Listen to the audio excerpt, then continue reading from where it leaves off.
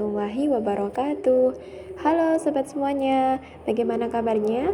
Dalam video kali ini kita akan belajar tentang tata cara pelaksanaan ibadah haji. Simak terus ya. Nah, teman-teman, apa sih yang dimaksud dengan ibadah haji itu?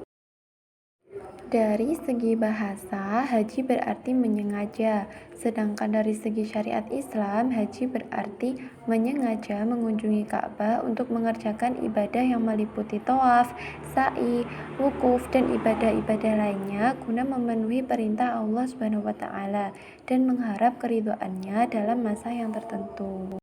Adapun hukum asal ibadah haji adalah wajib ain bagi yang mampu.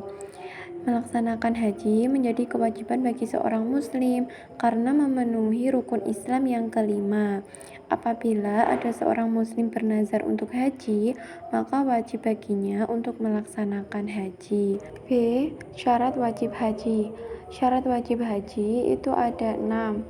Yang pertama Islam, yang kedua balik, yang ketiga berakal sehat, yang keempat merdeka bukan hamba sahaya, yang kelima kuasa atau mampu dalam perjalanan, dan yang terakhir atau keenam yaitu bagi perempuan didampingi muhrimnya laki-laki. C. Rukun haji.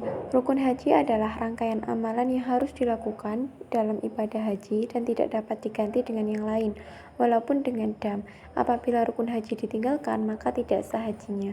Adapun rukun haji itu ada 6. Yang pertama ihram, 2 wukuf di Arafah pada tanggal 9 Zulhijjah, 3 tawaf, yang keempat sa'i, kelima tahallul, dan yang keenam tertib.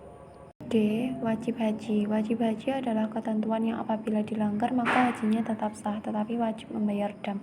Adapun yang menjadi wajib haji yaitu yang pertama ihram, yang kedua mabit di Musdalifah sesudah wukuf pada malam tanggal 10 Zulhijjah, yang ketiga melontar jumrah Aqabah pada hari Idul Adha, yang keempat melontar 3 jumrah yaitu jumrah ula, jumrah wusta, dan jumrah Aqabah, yang kelima bermalam atau mabit di Mina pada hari-hari tasyrik, yang keenam meninggalkan segala sesuatu yang diharamkan karena ihram. E. Tata cara pelaksanaan ibadah haji. Berikut ini adalah tata cara pelaksanaan ibadah haji. Yang pertama, pada tanggal 8 Zulhijjah, jamaah haji mulai berihram, berniat melaksanakan haji, berpakaian serba putih dan tidak berjahit, dan paling lambat tanggal 9 Zulhijjah pada miqat yang telah ditentukan sesuai miqat para jamaah asal jamaah haji. Sebelum berihram, disunahkan mandi, berwudu, memakai pakaian ihram, dan memakai wangi-wangian terlebih dahulu. Selanjutnya, bersiap menuju Mina dan bermalam di Mina. Batas akhir berada di Mina sampai terbitnya matahari, yaitu waktu pagi-pagi hari berikutnya, tanggal 9 Zulhijjah, kurang lebih jam 9 waktu setempat. Pada tanggal 9 Zulhijjah, setelah matahari terbit, para jamaah haji menuju Arafah untuk wukuf, berhenti berkumpul dan tinggal di sana hingga terbenam matahari. Inilah yang dinamakan hari Arafah. Setelah matahari terbenam, jamaah meninggalkan Arafah menuju ke Musdalifah.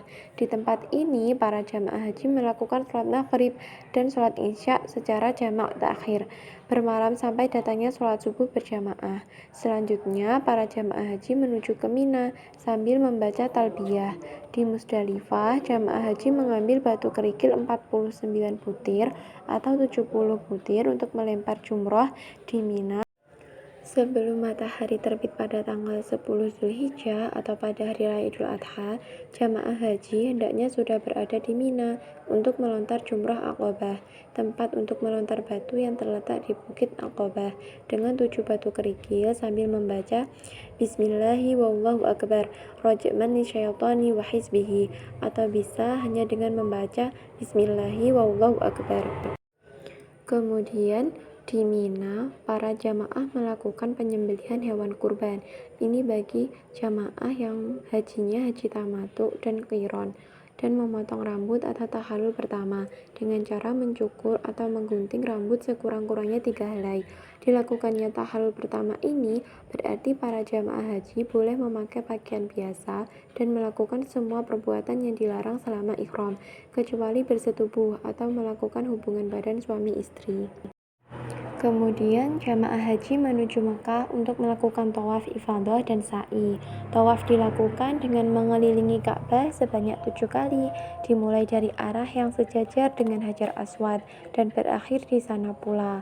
Pada saat memulai tawaf putaran pertama, mengangkat tangan ke arah Hajar Aswad dan usahakan badan menghadap Ka'bah. Jika tidak memungkinkan, cukup dengan isyarat mengangkat tangan sambil mengucapkan Bismillahi wallahu akbar. Nah, selama melakukan tawaf, kita harus selalu suci dari hadas kecil, hadas besar, dan najis, atau dalam keadaan berwudu. Selesai tawaf, disunahkan mencium Hajar Aswad jika memungkinkan. Lalu sholat sunnah 2 rakaat di dekat makam Nabi Ibrahim alaihi salam. Jika tidak memungkinkan, dapat dilakukan di mana saja, asal masih di sekitar Ka'bah atau di dalam Masjidil Haram. Selanjutnya berdoa di multazam dan meminum air zam-zam. Setelah tawaf ifadah, dilanjutkan melakukan sa'i, yakni berjalan dari Bukit Sofa ke Bukit Marwah dan kembali lagi ke Bukit Sofa sebanyak 7 kali. Sebelum memulai melaksanakan sa'i, badan kita dihadapkan ke arah Ka'bah sambil membaca Bismillahi wallahu akbar.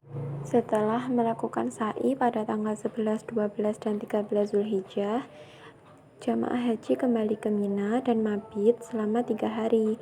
Kemudian dilanjutkan dengan tahalul kedua. Dengan tahalul ini berarti jamaah haji telah melakukan 3 perbuatan, yakni melontar jumrah Aqobah, tawaf ifadah, dan sa'i. Dengan demikian, bagi suami istri terbebas dari larangan untuk bersetubuh. Pada siang harinya, tanggal 11 Zulhijjah, setelah waktu zuhur, barulah melontar 3 jumrah, yaitu ula, wusta, dan aqobah, masing-masing 7 kali, menggunakan batu kerikil. Hal yang sama dilakukan pada tanggal 12 dan 13 Zulhijjah, dengan waktu dan sarana yang sama. Ada juga jamaah haji yang melontar ketiga jumrah hanya sampai pada tanggal 12 Zulhijjah sore harinya. Kemudian mereka meninggalkan Mina menuju Mekah. Hal itu diperbolehkan. Jamaah haji yang melakukan pelontaran seperti ini disebut nafar awal, sedangkan jamaah haji yang melakukan pelontaran jumrah sampai tanggal 13 Zulhijjah sore harinya mereka disebut nafar sani. Nah, teman-teman, yang terakhir yaitu tertib dalam melaksanakan rukun haji dan pelaksanaannya sesuai dengan urutan tanpa ada yang tertinggal. Nah, dengan begitu, jamaah haji diperbolehkan untuk pulang bagi yang hajinya tamatu dan haji qiron. Namun, jika ada jamaah yang hajinya itu haji ifrad, maka dia harus tinggal di Mekah terlebih dahulu untuk melaksanakan umroh.